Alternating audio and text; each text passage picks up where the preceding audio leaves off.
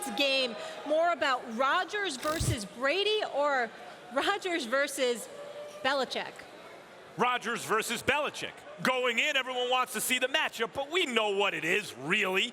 We have a guy in Bill Belichick who sees every single game as a problem to solve. And he, I'm sure, would tell you the biggest problem he has to face from an individual player, either side of the ball, I'll bet you ever, is Aaron Rodgers. By the way, that game, it was anybody's game. And what did it turn on? A fumble from Rodgers' team and a trick play from Belichick's team. That's coaching. Let me tell you something. It's not just Rodgers versus Belichick. It's Rodgers versus McCarthy. He's got to fight a war on two fronts, this guy. He's got to not only worry about the opposing coach and what he's trying to do to him, he has to worry about his own coach and the kind of position he's going to put him in. Obviously, Rodgers is the most talented guy who ever played the position. I think he's the best. But Tom Brady is the GOAT because he has Bill Belichick. We saw it again last night. Let me tell y'all what this game last night between the Packers and the Patriots was about. It wasn't just about Rodgers versus Brady. And, of course, the quarterbacks go up against the opposing head coaches or the defensive coordinators. You know what this was about? This was about the anti-Cowboys game. That's what this was about. You know why? Because there are no questions about who the quarterbacks for those teams are. There are no questions about Aaron Rodgers. There are no questions about Tom Brady. I'm here in Dallas. Ain't nothing but questions. Let him do it like this? Ain't nothing but questions. All right, that's what this was about.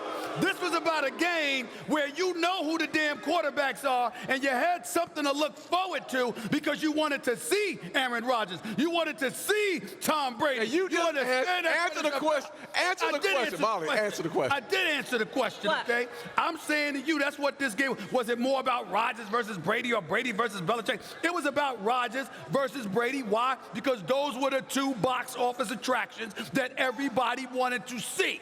That is the difference between watching them and watching the Cowboys. No, listen, how the Cowboys got involved in all this, I have no idea. Just being honest.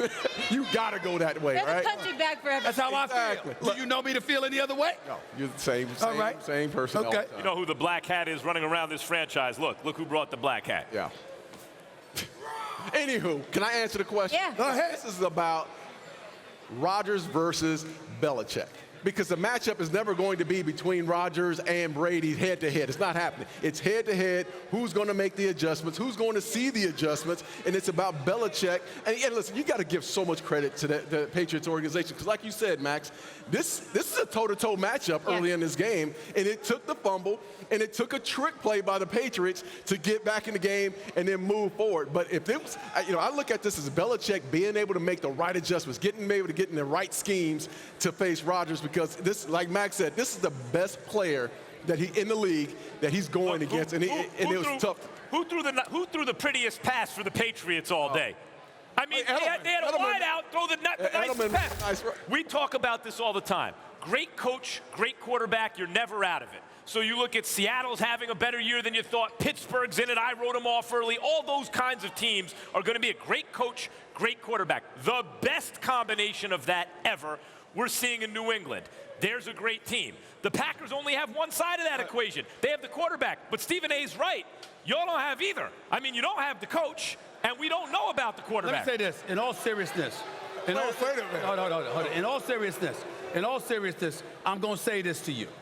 What I wanted to see last night was whether or not Green Bay belonged in the conversation with some of the other superior teams within the NFC.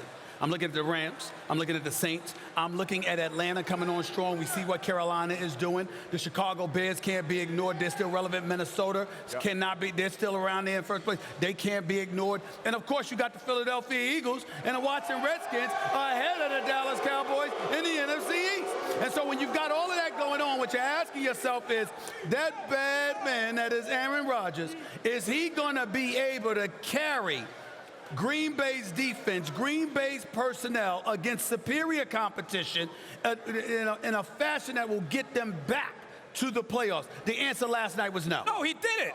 Wait a minute, he did it. It's his fault that the running back fumbled? I didn't say it was his fault. No. You're misinterpreting what I'm saying. I didn't say it was his fault. I'm saying you were looking for him because of what he's lacking and asking, is it enough? But put it this way, Darren. This is my point. he put them in a position where against most teams, he'd have been at least in a spot where he could win the game.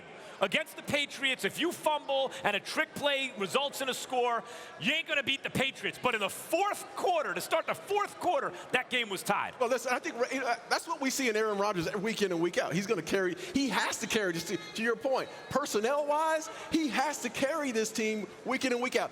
Is he going to get into the fourth quarter because of the talent set and the skill set that he has and have a chance to win those games? Yes. But in the end, because of the personnel that he has around him, they're going to get to this point. They're not an elite football team personnel-wise. Great quarterback, but not an elite football Let me ask you this. Are the Patriots going to be there in the end? Absolutely. Absolutely. It's the easiest. The Patriots have the easy walk. They're in the AFC.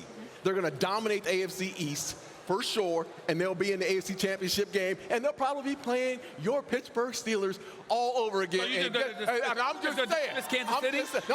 I'll say Kansas City's going to be. Actually, I'm not sure if the Steelers are going to get all the way there. I think Kansas City will be in the mix. Retracting that. But if the Patriots are there, they're going to see the Kansas City Chiefs, no defense. Great offense, no defense. Although that defensive backfield got a little talent in it at least. No.